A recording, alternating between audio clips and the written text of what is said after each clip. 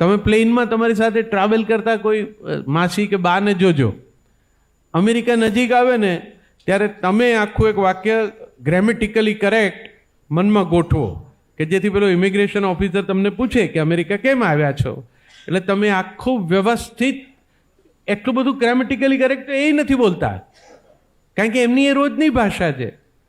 તમારી રોજની ભાષા ગુજરાતી છે ત્યાં તમે વ્યાકરણની ચિંતા નથી કરતા, એમ એ નથી કરતા.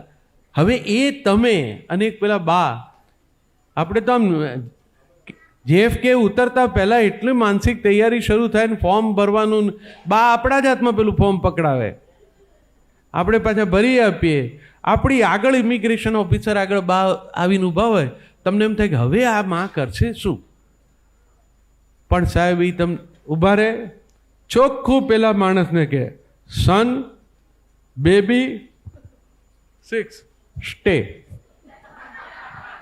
છોકરાને ઘેર છોકરું આવ્યું 6 મહિના રહી સજ, વાત પૂરી. પેલો સિક્કો મારે બા આવો, એનો આત્મવિશ્વાસ છે ને એના છોકરાનું મોં જોવું છે, એનો કોન્ફિડન્સ જરાય મોડો નથી પડતો ભાષાને કારણે. તમે ભણ્યા છો એટલે મોડા પડો છો. पूरा वीडियो देखने के लिए सब्सक्राइब करें भारत कुल ऑन YouTube।